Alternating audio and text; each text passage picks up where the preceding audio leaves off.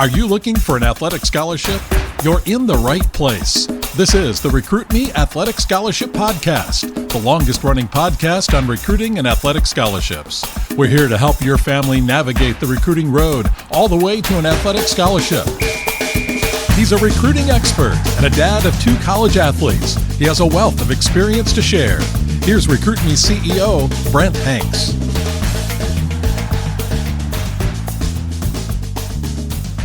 Welcome to episode 319 of the Athletic Scholarship Podcast.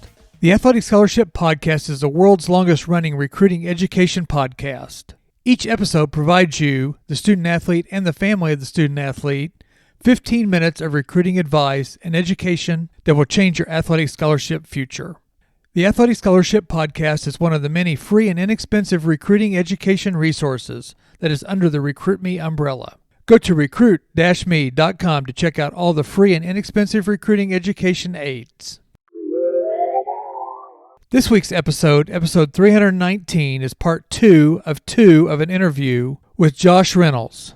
Coach Reynolds is the scouting director for Prep Baseball Report in Colorado. This is his first year with PBR Colorado, as he has served as a baseball coach at the University of Evansville, at Northeast Texas Community College, at Kansas State, and at Northwestern University. Coach Reynolds pitched 3 years at Central Missouri State University in Warrensburg, Missouri. Central Missouri State is an NCAA Division II powerhouse, and he was drafted by the New York Mets in 2000. He was at Northwestern University for 6 years, serving as the pitching coach, the recruiting coordinator, and last year the interim head coach for the Wildcats. Coach Reynolds was the coach that recruited my oldest son, Parker, and was Parker's pitching coach for the 4 years that he was a Cat. I invite you to go back and listen to episode 318, part 1 of this interview. Today's episode will cover great information and advice for not only baseball recruits, but for recruits of any sport. Let's get into the second part of the interview with Coach Josh Reynolds. You mentioned earlier some of the baseball metrics and maybe even some stats. What are some baseball metrics, both offense and defense wise, that college coaches probably look at more? And what are some of the stats from high school or competitive baseball that are more important maybe to a college coach as you're sending information to them? First, we'll talk about the metrics. So I think, obviously with a pitcher, you're looking at velo, right? So this fastball velocity, his off-speed velocity, is there separation in velocity from his changeup and his fastball? And some guys are into the spin rate, but if you don't have all the information, it's tough to just say yeah, this is his spin rate, right? Because you need all the information. You can't just give me hey, I'm throwing 89 miles an hour and here's my 2500 spin, because I need to see what does that 2500 spin actually consist of, right? So I think those are tough ones to just kind of just say, hey, here it is, and look at them. I think velocity in the pitchers, and then just velocity and video are usually what we look at from the pitchers to see hey, do I like the arm action? Is there some athleticism there? Is there some projectability to the body? The command of the pitches as he's throwing them. So the velocity. And then I think from a stat standpoint, from high school, from a pitcher, you're going to look at their innings pitched and their strikeout to walk rate, right? So obviously they're hopefully, if you're in high school and you're a top of the line pitcher, you're going to have less hits than innings pitch and more strikeouts than innings pitch and way less walks. So those are some things you look at there. And then from a hitter, arm strength, their 60 time, their exit velo, those are some bigger ones. And the same thing, some video. You're going to want some video with all that as well to just kind of see in good video, from the side, open side where you can see it. Same thing from the pitcher. I want video from behind him as he's throwing a bullpen, and that would be enough for me. If I'm out recruiting or wanting to see if I want to recruit a kid, just to see what the pitches do. But then from a high school, the stats that you probably want to, the coaches really care about is how many ABs did you have, your strikeout to walk ratio too, and then maybe your batting average, just so they can see. But the stats are tough, in high school. I'm not going to look at all the stats, that deeply. I'm going to look at your strikeout to walk rate for both of them, because if you're striking out in high school as a hitter, that's not a good thing. That means you're probably going to strike out in college, and nobody wants swing and miss. And then in high school, if you're walking a guy per inning, then that's going to be a tough one to go recruit, because it's going to be the same thing. And we all know that you can't defend that, So, but the stats in high school, it's just like all levels are different, right? So 5A versus 1A, state versus state. What type of arms are you seeing as a hitter? What types of hitters are you seeing as a pitcher? The scorekeeping, like we all know, the scorekeeping, like wild pitches turn into stolen bases, and all of a sudden the guy's got 50 stolen bases. So it's just it's one of those where you try to pick like a couple of them, and then like you want to see good video to kind of work off of that. And that's one thing PBR does a good job with in both showcases and in tournaments, is providing that good video and metrics as a player plays through one of your events. Is that right? That's correct. That's the most important part of our events, and the futures games, which is it's for the juniors to be, and their summer prior to their junior year, uncommitted, and what we consider the top players in each state just kind of go down to Georgia and play 3 games, and it's probably the most scouted event in the country with college coaches and some pro scouts there as well. But it's just the video. It's the amount of video from the workout the first day to in-game video to social media. Like that's what people want to see, because it's video, and then get it out to people who are making the decisions on if we like them or not, because then we'll let their eyes decide if they're interested. Coach, what are some of the differences in the recruiting timing between each level of college baseball? D1 probably gets identified most of the time first, and then how's it go from there?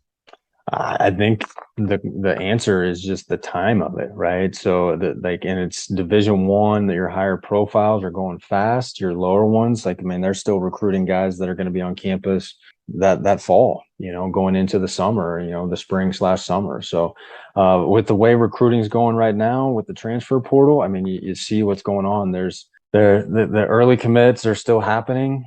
But rosters are changing, a lot, after the season, with guys entering the transfer portal, guys bringing in guys from the transfer portal.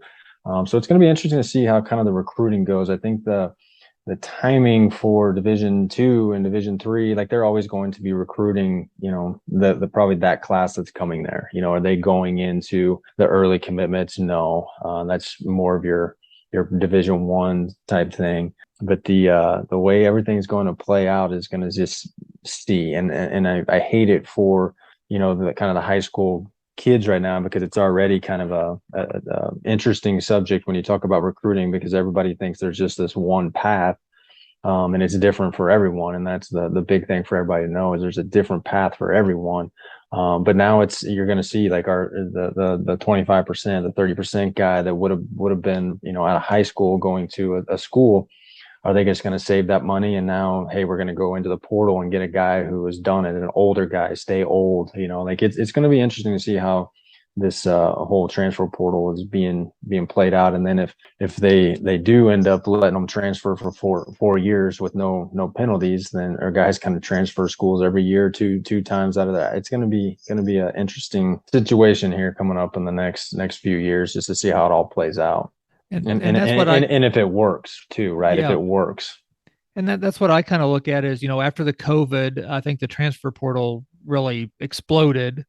And so there's 2 factors, where the expanded rosters and then the transfer portal. It's going to take probably 3 or 4 or 5 years here to kind of see how the dust settles. And that's why with Recruit Me, we want you to really have a list of people and don't burn any bridges and keep contacting people, because it may turn into your senior year before you find the right fit for you. Mm-hmm. Yeah, and I think that's the main thing. Just trying to when I say everybody's path is different, it is. It's everybody has this D1 mentality, and I got to do this, and I need to be in a Power 5. It's it doesn't matter. You need to get on the field. You need to be in a place where you enjoy your teammates, a place where you enjoy the coaching staff, and in a place where you can get the education that you want. If you can find that at the D3 level, go do it. If you can find it at the D2 level, great. If it takes you to go, hey, I want to go junior college, and financially I need to make it more affordable for me to go make that happen, then go to junior college and do that first, and then kind of see where you are. If you need to develop, and just get on the field. I mean, that the junior college level is great for that. Like that's what it's there for, is to get kids the chance to go out and play, and junior college is good baseball. There are really good baseball players in junior college and really good teams and programs across the country. There's really good NAIA. There's really good Division II, Division III. There's a lot of good baseball out there if you just open your eyes to different levels, throughout the process. Coach, other than throwing 90 at a showcase or a tournament, what what are some tips that a student athlete that you can give to a student athlete to get a coach's attention? Be strong physically, and obviously the strength is a big part of the game, right? And it's always been. I just think it's more focused now, and just done better now, because you have strength coaches, you have people that are there to guide you and train you, individually and as a team. So I think the strength part of it, and it's not just in the season, hey, I'm not going to work out because I don't want to. Yeah, you have to be able to train all the time, because when you show up to college, that's what they do. Programs train year round. It's different based on the time period, but you train year round. And just what we've noticed is guys who show up who are more physically developed have a chance to get on the field quicker, right? Their bodies don't break down as the season goes on. They don't go from throwing 87 to 82, because they're just not strong enough. So that's probably the one thing I would say, is just make sure you have a program, you're working with somebody, you're in the weight room, whether it's at school, with somebody individual, a gym, and start as soon as you can, and continue to build that and make that a big part of your game. And then I think the other one is just the mental game. Guys, for the most part, like, we're going to go out and we're going to see like baseball players, as a college coach, of like who we like, so like things were like, does he have the strength, and what's the mental game, like the baseball part of it, like, yes, I like that. That's good, but be strong from a mental standpoint and work on it. Train yourself to, hey, there's an air behind me. I don't walk the next three guys. So what? Move on. You give up a home run, you're in the zone with the next couple of pitches. I mean, I think those are two things that get overlooked, and everybody thinks, hey, let's throw 90. Hey, let's do this. So that's a part of it, but the ones that separate guys are physical strength and the mental game. Kind of bringing Parker Showcase there in Chicago. I think you got to see him pitch 3 innings, and he did pretty good the first 2 innings, and then I noticed he threw all fastballs the last inning, and got a hit off of him. Somebody made an error, and then he ended up getting out of the inning. And I think the next day when we visited with you, I asked him. I said, did you have him throw all fastballs? And you said yes. And you said it was nice for him to be in a stressful situation. You wanted to see how he reacted coming out of a stressful situation. So we learned a lot there, in the recruiting part, that you're not just looking for a kid to go out there and just play great all the time. You want to see how they're going to react in a situation where they don't have a good at bat, or maybe get a hit, or somebody makes an error behind them. So the mental part of it is a big deal.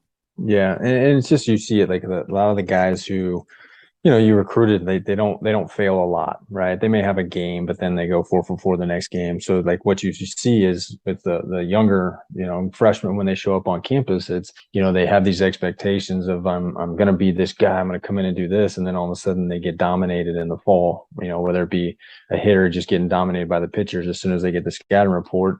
And then they learn how to pitching, or, pitchers just not being able to get guys out because they're starting out, 2-0, or their flat fastball is just not getting people out down the middle, or the strike zones change. It's not the high school strike zone anymore. So then it's like, oh man, I've lost it. I don't know how to pitch anymore. And you see, kind of their mental side, they just don't trust themselves anymore. Where it's like, no, like, you're still good. You're just now playing against grown men again, like just like you did when you were a freshman in high school. You weren't ready to play varsity, and that's why you didn't play varsity for the most part. But now you're trying to go play varsity as a freshman, and it's kind of that same cycle all over again. You just got to get them to understand you're good enough. You just have to get better. You have to continue to work on little things of command. Don't get yourself out at the plate. You can't just swing at every first pitch and expect to have success, because these guys can pitch. These hitters can hit, like whatever it may be. So the strength part and the mental game part were really two things that like we tried to stress with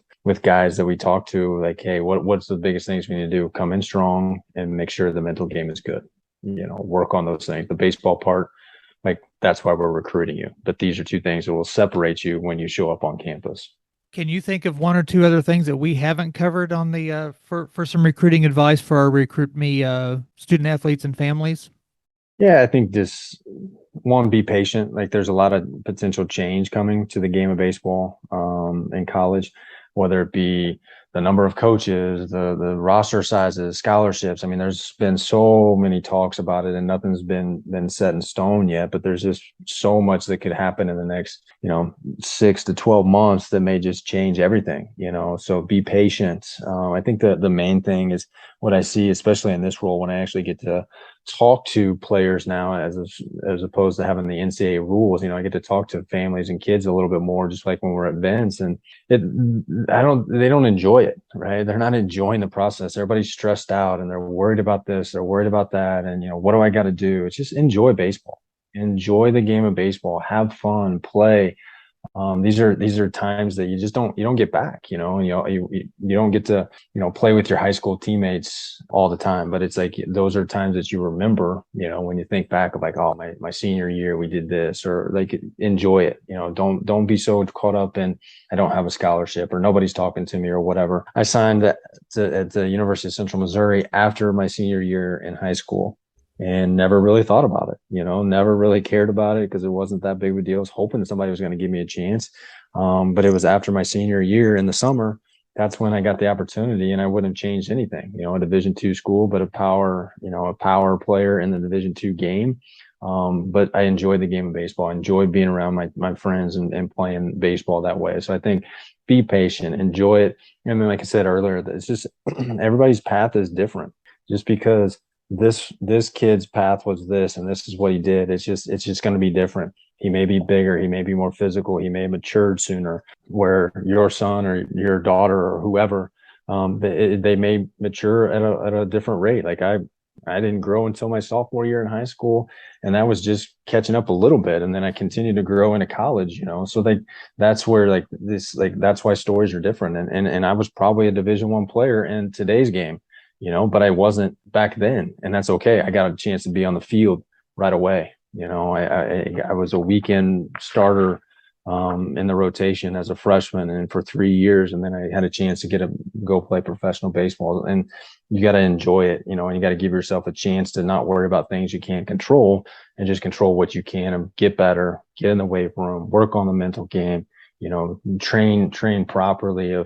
Don't just go hit on the tee all the time and think you're working on your swing. Challenge yourself, put yourself up against the machine throwing 95 plus and see if your swing can catch up to it. With the hitter, like put yourself in there versus Division I pit or hitters when they come back for, Christmas break or in the summer. See what you need to work on, go watch games at the high level, whether it be Division II, Division III, Division I, JUCO, and see if you're that type of player, because that's the thing I think people don't understand is like they have their sights set on, hey, I want to do this, but they don't really know what it takes to be there. Like, hey, I'm a 7'5" runner and I think I'm a shortstop. Well, there's not many 7'5" runners who play shortstop in Division I baseball, so I think it's go out and see what you need to do, but then also put in the work to get yourself in a better position to be able to go do that. That information is awesome and going to be very helpful for our Recruit Me families. And so we're going to end it there, and hopefully maybe I can have you back sometime as we pick through the recruiting process and you find out more about your PBR roles. I would assume that in any state, and because the podcast kind of goes across the country, anybody can reach out to their state representatives by going to the PBR website, the Prep Baseball Report website. Yep. You just get on the website and, you can go to your state and you can see events that are happening in your state. Click on learn more. I think it's the learn more tab, and it'll give you the staff directory, and you can figure out who your state director is, and you can contact them with any questions, concerns, or upcoming events, anything that you may have. But yeah, we're wide open. It's all right there on the website. And I think the main thing is what I'm trying to do, and I think what PBR is trying to do, is we're just trying to help. We're just another resource to potentially help kids reach their dream and their goal. Good. It was good for us in the events that we got to go to. So I was excited to see that you're able to help there in the PBR, and hopefully we can reach out to you here down the road and pick your brain for some more information that'll help kids go from being a high school student athlete to a college athlete. Anytime, Brent. You know that. Just reach out. Let me know. Well, thank you very much. You bet. Thank you to Coach Reynolds for taking time to give us great information about both PBR and recruiting. In both Part 1 and 2, we heard about PBR and what baseball players get by going to PBR events. Coach Reynolds talks about what coaches look for at events, and that PBR helps players at all levels of college play. His advice to high school student athletes was to be strong, both mentally and physically, and that you will be competing against other very good and experienced players when you arrive your freshman year. See how RecruitMe and its resources can help you get started or inject energy into your recruiting process. Start by continuing to listen to the Athletic Scholarship Podcast, and also go to recruit-me.com to sign up for the free Recruiting Power Pack. Thank you for listening, and please share this episode with friends and other student athletes and their families that are looking to play their sport in college. Listen in next Tuesday for another 15 minutes that will change your athletic scholarship future.